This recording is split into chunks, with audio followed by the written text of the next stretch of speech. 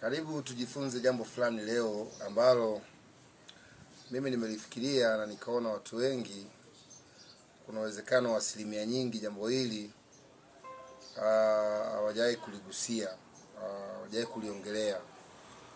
Lakini mimi nimejiuliza sana maswali mengi na wakati mwingine nilijaribu kutafuta aina nyingi za majibu. Lakini kama kuna jambo limenifanya nitafakari na kupata majibu mengi sana. Hivi umeshaona lile jeneza la Pope Francis au la Papa Francisco ambalo amehifadhiwa jana,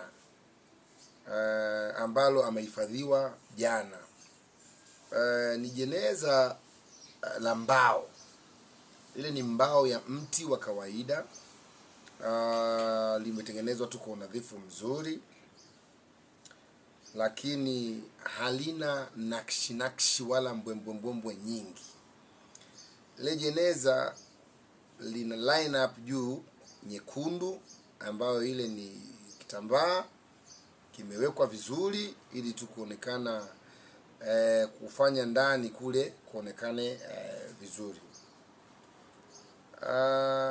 Lile jeneza limenifanya mimi nitafakari sana.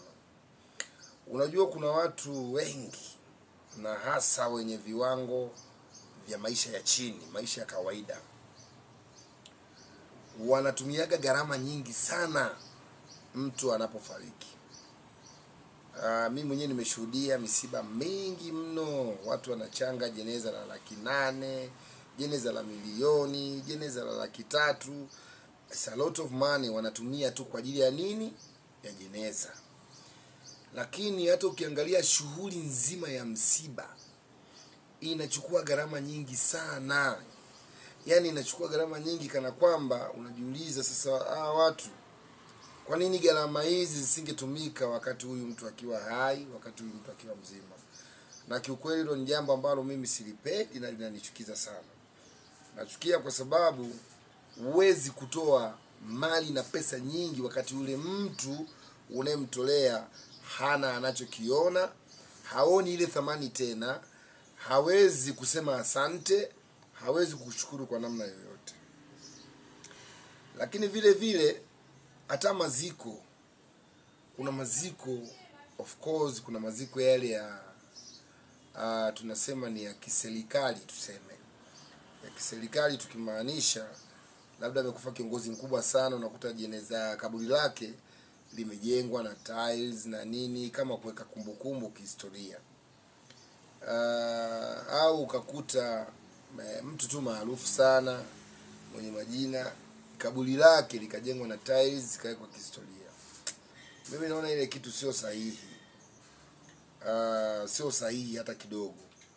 Kwa sababu kiuhalisia kabisa, bila kuongea kushoto kulia uongo, mtu akifa, tafsiri ya kifo Mwenyezi Mungu alivyoiweka, alisema kabisa, wewe mwanadamu, katika mavumbi ulitengenezwa, uliumbwa, ulifinyangwa katika mavumbi, na katika hayo utarejea. Kwa tafsiri halisi kabisa ya kuzika ni kuchimba kaburi, udongo ukufukie, kule ndio kurejea. Ndugu yangu, kule ndio kurejea. Mimi ni Mkristo kabisa, tena Mkristo ambaye nimeshika imani vizuri kabisa. Ninajua kunyenyekea mbele za Mwenyezi Mungu. Lakini nakwambia ukweli, ndugu zetu hawa Waislamu, maziko yao mimi sijawahi kuona sehemu yoyote kaburi lijengewe sijui na nakshi hizo. Mara nyingi wanachimba kaburi, utachimbwa mwandani, mwili wako unakaa kwenye ule mwandani, na mwisho wa siku wanafukia. Kaburi likishafukiwa, huku juu mnaweza mkafanya sasa mbombo nyingine zozote kuweka kumbukumbu. aidha mkalijengea na matofali na tiles, kuweka alama kwamba mtu fulani alifia wapi, hapa, alizikwa wapi, hapa. Ile protocol ya Mwenyezi Mungu kwa kufinyanga na udongo, udongoni kurejea, tafsiri yake ndo ile. Tafsiri yake ndo ile.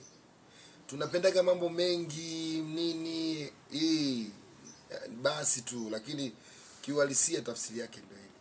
Kwa sababu usichokijua ni kwamba huu mwili wako ni udongo kama udongo. Kilichoandikwa na Mwenyezi Mungu akitaka kile kibadilike. Mwili wako ni udongo kama udongo. Kwa hiyo katika udongo siku moja utake ustake utarejea. Labda itokee neema ya Mungu kwamba wewe ni moja kati ya wale wanadamu ambao wameishi maisha ya kunyenyekea mbele za Mungu, hutaenda chini. Kwa maana hiyo, yeye kuna namna atakuhuisha, atakuinua, atakupaisha, hutaiona ardhi. Ndugu zangu, hayo mambo hufanyika kwa makusudi sana. Ni makusudi mno. Ni Mungu anajitoa katika mazingira ambayo anataka kukuonyesha kwamba tofauti na kwenda chini, ana uwezo wa kukupaisha ukaenda katika falme yake ya milele. Kuna mtu aliitwa Henoko. Henoko alipotea, kuzikwa popote. Unakumbuka? Kuna Yesu Kristo, kaburi lake ni makaburi andalizi. Ziko nchi zinaandaa makaburi yake, aidha yamechongwa katika miamba, yamechongwa pembeni mwa milima, yametengenezwa kwamba haya ndio makaburi, yamewekwa special. Ukienda kwenye zile war graves, ni Commonwealth war graves tuseme, wanasema kama Morogoro, Dar es Salaam, pale Red Cross, yani zipo sehemu nyingi ni makaburi tuseme ya watu wa vita zilizopita, kama vita ya kwanza, dunia ya pili, yamewekwa sehemu, pameandaliwa kwa ajili ya kumbukumbu kwamba hawa watu ni watu ambao tayari wana title fulani katika nchi. Kwa hiyo hata lile ya Yesu ni kaburi ambalo liliandaliwa na mwili wake ukaenda kuhifadhiwa pale. Tena tu inawezekana maandiko yatuambie vizuri au mimi ndio sikumbuki, lakini makaburi yake sio ya bure. Sio bure pale. Manake kuna namna unalipia kama sisi tunavyolipia makaburi mengine ambayo yametengwa na serikali kwa ajili ya watu kuzikwa. Kwa nini nimesema Yesu? Yeye aliandaliwa, alikuwa kuna makusudi ya Mungu kutaka kumuonyesha mwanadamu kwamba tu ukifa kuna namna ya kuishi milele. Hiyo namna ipo, na ipo hukumu. Wewe utaaminije? Kuna vitu lazima Mungu akuonyeshe sasa kwa uwazi, uelewe kwamba kweli hichi kitu kipo na kinakuja. Ndio maana Wakristo wote duniani na washika imani wanaoitambua imani wanajua tu ipo siku isiyokuwa na jina, saa, tarehe, Yesu atarudi. Na akirudi anakuja sasa kuhukumu wazima na wafu. Kwa hiyo tukitoka kwenye hiyo mada, ndugu yangu, kuzika mtu kufa ni tafsiri ile ile ya kumrejeza katika ardhi, kule kule ambako yeye aliumbwa. Wewe ni mavumbi na mavumbini utarejea.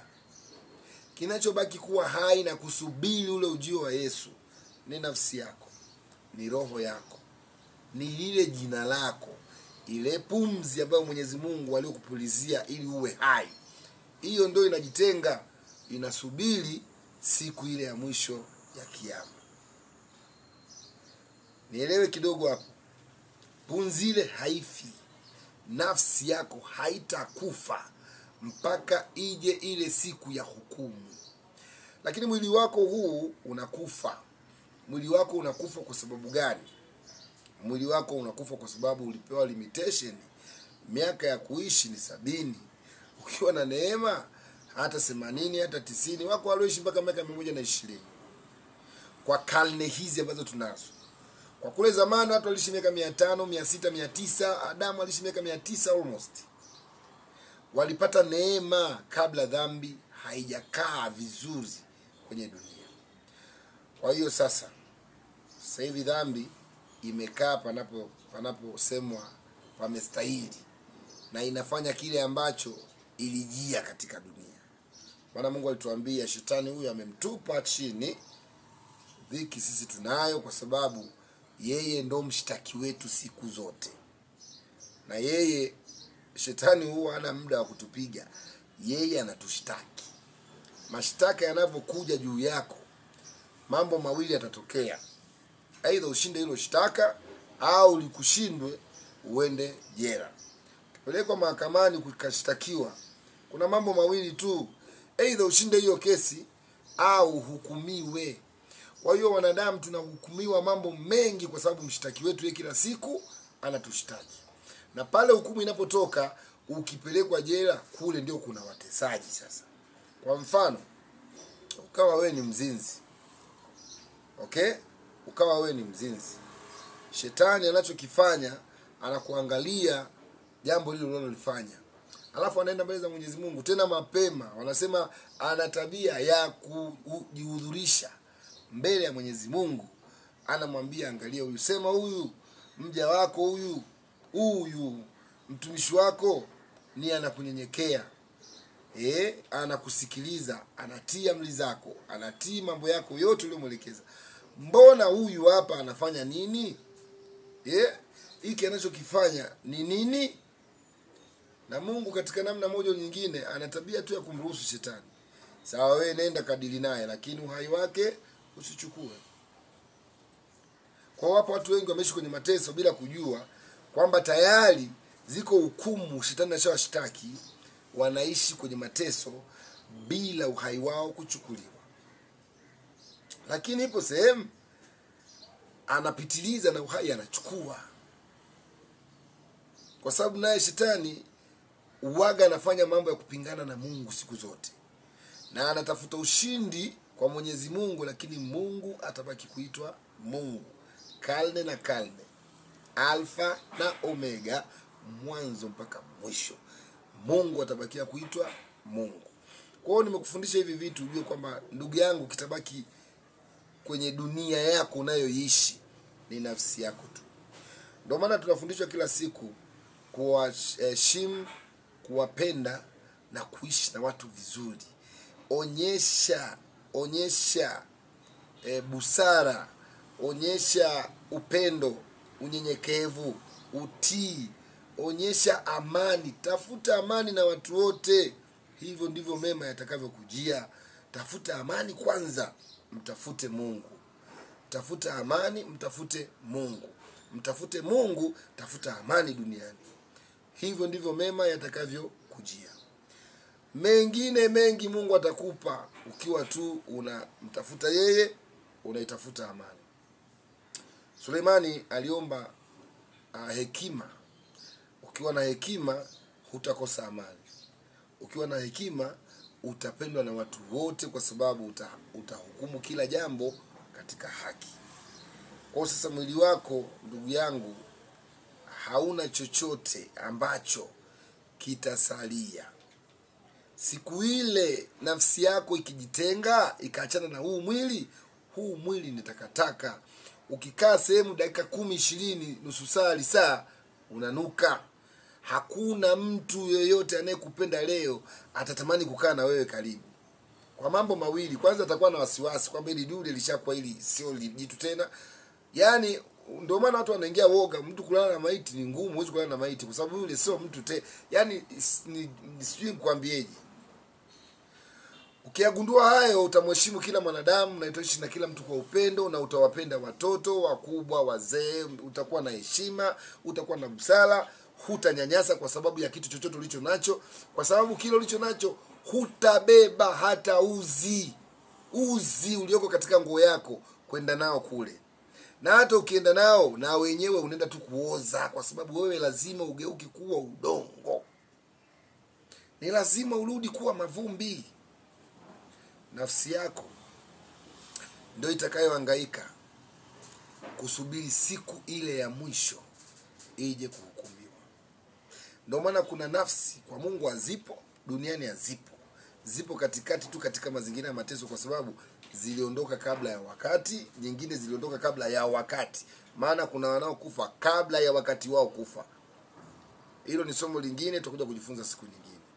Ninachokusisitiza hapa, nimeangalia jeneza la Pope Francisco, na ile jeneza likanifundisha kwamba kumbe ukisha kufa wewe thamani yako ni ndogo sana. Mwili wako is nonsense. Wanachoangalia na kukiombea na kukisikiliza ni roho tu na nafsi yako. Je, uliishije na watu? Mheshimiwa Rais wangu mimi wa awamu ya pili, Alhaj Ali Hassani Mwinyi, alisema maisha ni hadithi. Basi kuwa na hadithi nzuri ya kuhadithiwa, kuwa na simulizi nzuri ya kusimuliwa. Kwa hiyo itunze nafsi yako, ishi na watu, tengeneza simulizi yako kupitia roho yako. Maana mwili huu hata ukipiga chuma ukawa bouncer, ukawa na nguvu na misuli kama John Cena, siku moja isiyokuwa na jina utalala. Mwenyezi Mungu akubariki sana katika kuyatafakari mambo haya niliyokuambia. Mwenyezi Mungu akuongoze ujue kwamba kuishi utu ni kitu cha kwanza na cha muhimu zaidi kuliko kitu wala chochote. Ninakutakia siku njema. Mungu akubariki sana.